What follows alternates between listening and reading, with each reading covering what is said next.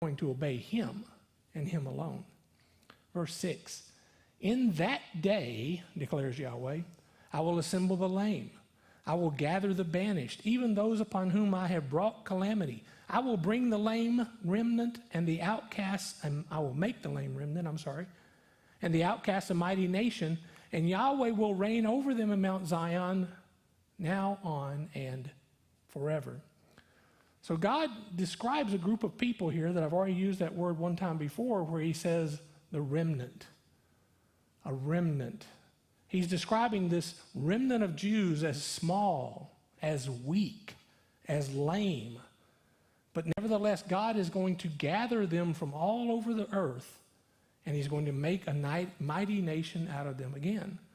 God will rule over them, and Jerusalem will become the glorious capital city for his kingdom that he always intended it to be. Jerusalem was once David's capital city, in case you didn't know that. David, who was referred to as the shepherd king, David who cared for his flock. And remember, we said that Micah prophesied, or Micah even wrote the first verse of his book, said that he prophesied during the reigns of 3 kings in the south. He prophesied during the reign of Jotham, Ahaz, and Hezekiah. Well, after Hezekiah, there were 4 more kings in the south. And you know what? None of them was worth anything. They were all bad men. None of them would be considered righteous at all. None of them would be considered godly. The Messiah, the son of David, will one day reign from Jerusalem and will care for his flock. And the last part of verse 7 tells us about that. I skipped a little piece here, okay, because between these 3 guys, there were 3 more guys that were pretty good. And then there was 4 that were not, okay? Skipped a slide. But after the death of Josiah, we had the 4 successors. He was the last of the godly kings. So look at chapter 4, verse 9. It says, now why do you make a loud shout?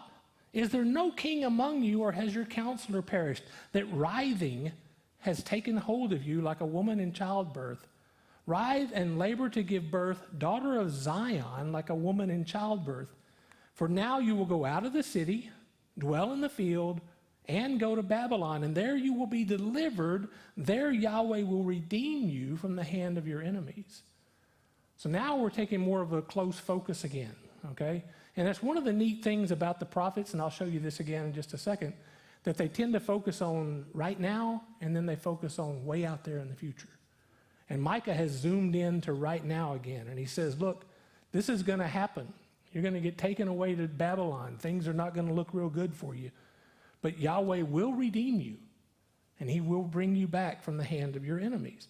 The city of Jerusalem is called the daughter of Zion, and that's a term of endearment. That's God the Father assuring the people, I love you like you were my own daughter, and I will care for you no matter what might happen.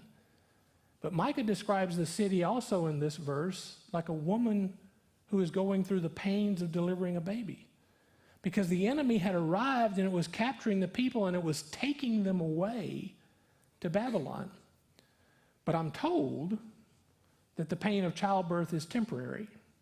I haven't experienced it myself, so I'm going on secondhand knowledge. But just like that is temporary, in a like manner, the coming exile wasn't going to last forever either. Jeremiah said it's going to last for 70 years, and that sounds like a long time. But compared against eternity, it's not. If you read through the book of Jeremiah, you see a prophet who had a very clear message from God. He told the leaders to peacefully surrender to the Babylonians. And we don't often think about that because we're supposed to fight oppression, right? We're supposed to fight against enemies that would come in and take our land. And Jeremiah said, look, if you just don't resist, if you just go peacefully, then the city and the temple will be left alone and everything will be fine. But the Jews said, well, no, that's our city, that's our temple. You don't know what's best. God doesn't know what's best for us. We know what's best, and we're going to fight. And so the Babylonians destroyed their city and destroyed their temple, just like Jeremiah said they would. They thought they knew better than God. They resisted God's will, and everything got destroyed. But even then, Even in spite of their reluctance to listen then, Jeremiah still said, look, you're going to get dragged away and it's going to be ugly. But in 70 years, you're coming back. And then you get to restore and rebuild everything. We're paying a 70-year penalty, but then we're going to get to restore and rebuild the city and the temple. Look at verse 11. But now many nations have been assembled against you who say, let her be polluted, let our eyes behold Zion in triumph. But they do not know the thoughts of Yahweh. They do not understand his counsel. For he has gathered them like sheaves to the threshing floor. Arise and thresh, daughter of Zion, for your horn I will make iron, your hoofs I will make bronze, that you may pulverize many peoples, that you may devote to Yahweh their greedy gain into destruction, and their wealth to the Lord of all the earth. So this is again a situation where Micah is looking at today, and he's looking at tomorrow at the same time. And it happens a lot throughout the prophetic writings in the Bible. It's where the writer is focusing on an early event first, and then he looks past that early event to some future event that will come about at a later point in time. Something that may happen thousands of years in the future, sometimes things we have not seen yet. Micah is looking down the centuries. Micah is looking towards the end times, and he sees the Jewish people being attacked by Gentile nations surrounding their whole country, ready to destroy the entire country. All of them gloating over Israel because they're finally going to get rid of those stinking Jews that have been a pain in the rear end all these years. And they're so excited because they're finally going to wipe them off the planet of the earth. How can the nations be so sure that they're going to be victorious this time? And it's really simple. The answer to that question is Satan himself. It has been Satan's goal since the Garden of Eden to get rid of the Jewish people. And he has tried time and time and time again. And he has failed every single time. He doesn't want the God of the Bible to ultimately be victorious. And for whatever reason, Satan still believes he has a chance to dethrone the King of Kings. I mean, look, we're talking about a guy who tried to exalt himself above God. So he's, there's no telling what he thinks in his own brain, if he has a brain, how that's all going to work for him.